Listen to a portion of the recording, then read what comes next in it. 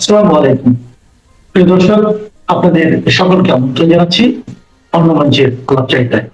Iran আমেরিকার যে বিমানবাহী রণতরী Abraham Lincoln এসেছে, সেই আব্রাহাম লিঙ্কনে হামলার মহড়া চালিয়েছে।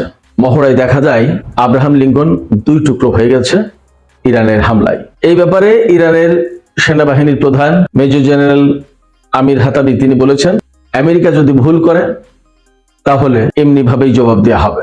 মহড়ার মধ্য দিয়ে আমেরিকাকে কঠিন এবং সুস্পষ্ট বার্তা দেওয়া হয়েছে। বলছি ইরানের একটি এআই মহড়ার কথা। মূলত এটা কম্পিউটার ভিত্তিক একটি মহড়া। এই ভিডিও প্রকাশ করেছে যাতে দেখা যায় ইরান থেকে ফাত্তা-2 হাইপারসনিক ক্ষেপণাস্ত্র ছোড়া হয়েছে মার্কিন বিমানবাহী রণতরী আব্রাহাম লিঙ্কনের উপরে। বিমানবাহী রণতরী দুই ভাগ হয়ে গেছে এবং ঝাঁকে ঝাঁকে ড্রোন, প্রচুর পরিমাণে ক্ষেপণাস্ত্র এবং বিমান দিয়ে হামলা চালানো হচ্ছে। জেনারেল হাতামি তিনি সুস্পষ্ট করে বলেছেন যে যদি আমেরিকা কোনো ধরনের হামলা চালায় তাহলে আমেরিকার বিরুদ্ধে বা ইসরায়েলের বিরুদ্ধে ইরানের বিমান বাহিনী গুরুত্বপূর্ণ ভূমিকা পালন করবে এবং প্রতিরোধ গড়ে তুলবে।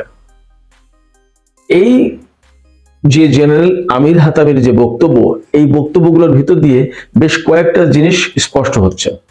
একটা হচ্ছে যে এই মুহূর্তে আমেরিকা এবং ইরানের ভেতরে যদিও পরমাণু আলোচনা চলছে, ওমানে গত শুক্রবার আলোচনা হয়েছে এবং নেক্সট আলোচনা এই সপ্তাহের ভেতরেই হবে, কিন্তু আমেরিকা যদি আলোচনার আড়ালে যুদ্ধের কোনো প্রস্তুতি নেয় এবং তাদের বিশেষ কোনো পরিকল্পনা বাস্তবায়ন করতে চায়, তাহলে ইরান যে প্রস্তুত আছে মূলত এই এআই নির্মিত মহড়ার ভেতর দিয়ে এবং জেনারেল আমির হাতামির বক্তব্যের ভেতর দিয়ে আমেরিকাকে মূলত স্পষ্ট বার্তা দেওয়া হলো ইরান কোনো অংশেই পিছিয়ে নেই, ইরানও পাল্টা প্রতিশোধের জন্য প্রস্তুত থাকবে।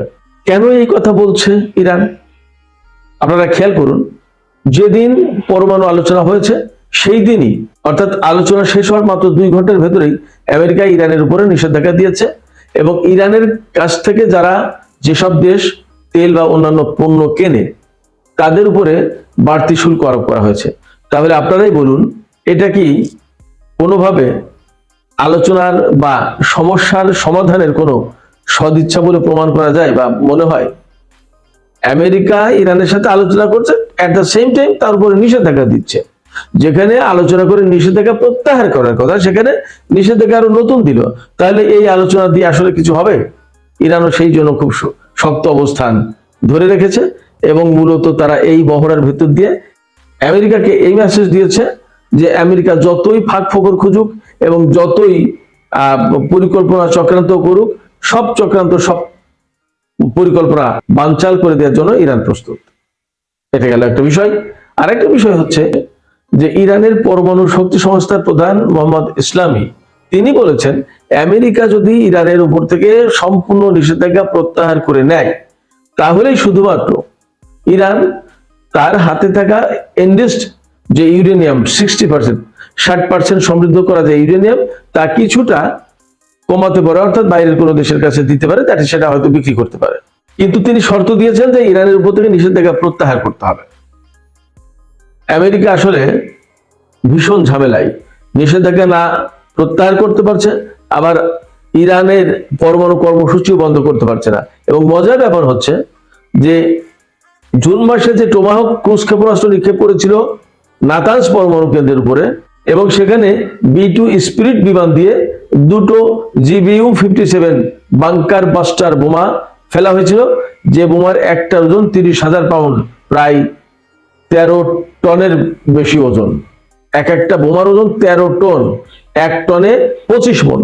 একটা বোমা কত ওজন হয় আপনি ভাবুন এবার। সেই বোমার আঘাতে নাতানজ পরমাণু কেন্দ্র কিন্তু ধ্বংস হয়ে যায়নি। আবার সেখানে টোমাহক ক্রুজ ক্ষেপণাস্ত্র নিক্ষেপ করেছিল, সেই ক্ষেপণাস্ত্র ঠিকমতো বিস্ফোরিত হয়নি।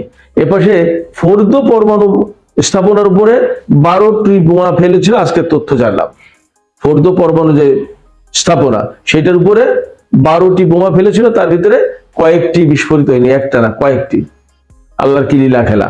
এবং আমি আপনাদেরকে আরেকটা তথ্য জানাই রাখি, এই GBU-57 এই বাংকার বাস্টার বোমা আমেরিকা ইতিহাসে এই প্রথমবার ব্যবহার করলো। মজার ব্যাপার হচ্ছে যে এই ব্যাপারে খুব বেশি একটা সফলতা তারা পায়নি। আমি আপনাদেরকে আরেকটা কথা বলে রাখি, আমেরিকা আসলে ইরানের পরমাণু স্থাপনা ধ্বংস করতে কোনোদিন পারবে না। এই কারণে যে পাহাড়ের কোন গভীরে কোথা থেকে কোথায় সুড়ঙ্গ কেটে কত গভীরে নিয়ে যে পরমাণু কেন্দ্র স্থাপন করেছে তা কি আমেরিকা জানে এটা সম্ভব? আমরা দেখবো হয়তো পরমাণু কেন্দ্রের গেট একখানে, কিন্তু সেই গেট যে কত দূর, সেই সুড়ঙ্গ কেটে কত দূরে নিয়ে গিয়ে কত মাইল দূরে ভিতরে দিয়ে যে গভীরে পাহাড়ের এই পরমাণু স্থাপনা তৈরি করে তার কোনো ঠিক ঠিকানা আছে? আমেরিকা কোনোদিন ধ্বংস করতে পারবে না এটা। আর দেখেন একটা ছোট প্রমাণ দিই, গাজায়, ফিলিস্তিনের গাজায় যে টানেল করেছিল সেখানকার যোদ্ধারা, সেই টানেলে এতদিনে 2 বছরের বেশি ধরে প্রচেষ্টা চালাচ্ছে, এখনো সেই টানেলের পুরো কুল কিনারা করতে পারেনি ইসরায়েল।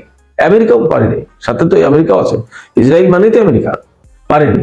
সেক্ষেত্রে পরমাণু কর্মসূচি নিয়ে রিয়েলি আমেরিকা এবং ইসরায়েল ভয়ঙ্কর সমস্যার ভিতরে।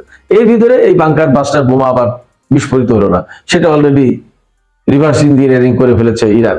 এখন আরেক মুশকিলই আপনার ইসরায়েল এবং আমেরিকা এই প্রযুক্তি চলে গেছে। এবং ভাবতে হবে যে ইরান যদি এত 60 মাত্রার এত ইউরেনিয়াম এনরিচ করে, তাহলে সেগুলো কিন্তু তারা এমনি এমনি করেনি, সেগুলো ব্যবহার করার জন্যই করেছে।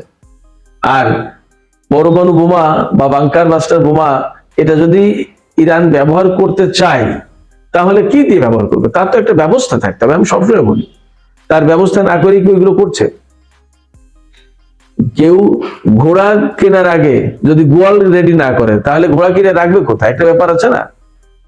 সেক্ষেত্রে ইরান অবশ্যই গোয়াল রেডি করে তারপরে ঘোড়া কিনছে, এটুকু আপনারা নিশ্চিত থাকুন। তো এই আলোচনায় আমি আজকে অন্য একটা আলোচনা করবো সাথে, সেটা হচ্ছে যে আমেরিকা আসলে ইরানের কাছে কি চায়। এটা কিন্তু একটা বিগ কোশ্চেন। আমেরিকা চাই তার পরমাণু কর্মসূচি বন্ধ করতে, তার ক্ষেপণাস্ত্র কর্মসূচি বন্ধ করতে, তার স্যাটেলাইট বন্ধ করতে, তার মহাকাশ গবেষণা কেন্দ্র বন্ধ করতে, আপনার আঞ্চলিক যে প্রক্সি ফোর্স গড়ে উঠেছে সেগুলোর কাছ থেকে সরে আসতে, সেগুলোকে সমর্থন দেওয়া যাবে না, সম্পর্ক রাখা যাবে না, চীনের কাছে বেশি মাত্রায় তেল বেচা যাবে না। চায় কি আসলে? এগুলো কি সবগুলো আমেরিকার চাওয়া মতো যদি ইরান এগুলো বন্ধ করে, বাদ দেয়, তাহলে কি দাঁড়াবে? যদি ইরান তার ক্ষেপণাস্ত্র কর্মসূচি বন্ধ করে, তাহলে বলবে যে তুমি এবার ট্যাঙ্ক বানাতে পারবে না, তুমি যুদ্ধ জাহাজ বানাতে পারবে না, তুমি সাবমেরিন বানাতে পারবে না, তুমি এই রকেট বানাতে পারবে না, ওই রকেট বানাতে পারবে না, এই স্যাটেলাইট বানাতে পারবে না। একের পর এক দাবি থাকবেই। পরমাণু কর্মসূচি যদি বলে যে ইউরেনিয়াম এত থেকে এতই নামাও, তারপরে বলবো যে জিরো। দেখেন না, ডোনাল্ড ট্রাম্প বলে জিরো, একদম জিরো এনরিচ হবে, কোন ইউরেনিয়াম সমৃদ্ধ করতে হবে না। ওয়াই? তারা এনপিটি তে স্বাক্ষরকারী দেশ, তাদের অধিকার আছে, এটা করতে দেবে না। যদি মেনে নেয়, একটা মানলে আরেকটা, আরেকটা মানলে আরেকটা, আরেকটা মানলে আরেকটা, এইভাবে করতে করতে ইরানকে একদম ফোকলা করে দেবে, একদম নিঃস্ব করে দেবে, কোনো শক্তি থাকবে না। যেটা ইরাকের সাদ্দামকে করেছিল। সাদ্দামের বিরুদ্ধে অভিযোগ করেছিল কি? প্রথমে ম্যাস ডিস্ট্রাকশন উইপন আছে, অর্থাৎ গণবিধ্বংসী মারণাস্ত্র আছে। গণবিধ্বংসী মারণাস্ত্র কি? পরমাণু বোমা, রাসায়নিক অস্ত্র, জীবাণু অস্ত্র, এই সমস্তগুলো, হাইড্রোজেন বোমা, এগুলো। কিন্তু বাস্তবে ইরাকের কাছে কিছুই ছিল না। এবং পরবর্তীতে স্বীকার করেছে টনি ব্লেয়ার, এই একটা মিথ্যাবাদী লোক, ব্রিটেনের সেই সময়কার প্রধানমন্ত্রী, এই টনি ব্লেয়ার স্বীকার করেছে যে আমরা মিথ্যা কথা বলে যুদ্ধ শুরু করেছিলাম। তো ইরাকের এই সমস্ত জিনিস একের পর এক, একটার পর একটা, একটার পর একটা করতে করতে করতে করতে ইরাককে একদম শক্তিহীন করে ফেললো। তেল বিক্রি করতে পারবে না, তেল এতটুকু বিক্রি করতে পারবে, সেই টাকা অমুকখানে যাবে, এতটুকুর বেশি খাদ্য কিনতে পারবে না, এতটুকুর বেশি এই কিনতে পারবে না, সেই কিনতে পারবে না। অর্থাৎ ইরাককে একেবারে নিঃস্ব পঙ্গু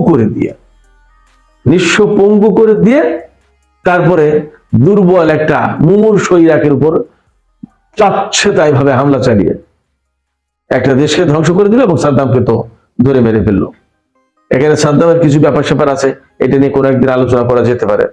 তো এইরকম ভাবে ইরাকের যে অবস্থা করেছিল, আমেরিকা ইরানকেও তাই করতে চায়। বাট ইরানের নেতৃত্ব যতদিন পর্যন্ত শক্তিশালী অবস্থানে আছে এবং তারা যতক্ষণ পর্যন্ত এই অবস্থানে থাকবে, একটা দাবি মানলে আর একটা দাবি তুলবে, আর একটা দাবি মানলে দুইটা পাঁচটা দাবি তুলবে। এইভাবে ইরানকে একেবারে নিঃস্ব দুর্বল করে দেবে। এই নিঃস্ব দুর্বল করে দেওয়ার পরে ইরানকে চূড়ান্তভাবে শেষ করে দেবে। ফলে ইরান কখনোই এই দিকে যাবে বলে মনে হয় না। সুপ্রিয় দর্শক, আলোচনা শেষ করব। যাবার আগে আপনাদের কাছে একটি প্রশ্ন রাখি, একটাই মাত্র প্রশ্ন, আপনারা ভেবেচিন্তে কমেন্ট বক্সে লিখবেন, এর জবাব আশা করি। সেটি হচ্ছে যে আপনারা কি মনে করেন যে আমেরিকার অনেকগুলো দাবি, এই যে একটার পর একটা দাবি, এই দাবিগুলো ইরান কখনো মেনে নেবে এবং তাতে ইরানের জন্য কোনো কল্যাণ বয়ে আনবে? কমেন্ট করুন। ভিডিও ভালো লাগলে লাইক করবেন আর শেয়ার করবেন। সব শেষে বলবো, চ্যানেলটি সাবস্ক্রাইব করে পাশেই থাকবেন। চ্যানেলটি সাবস্ক্রাইব করলে অনেক লোকের কাছে পৌঁছে যাওয়ার ব্যবস্থা হবে, এই কথাগুলো মানুষের কাছে পৌঁছে যাবে। সবাইকে অনেক অনেক ধন্যবাদ। আল্লাহ হাফেজ।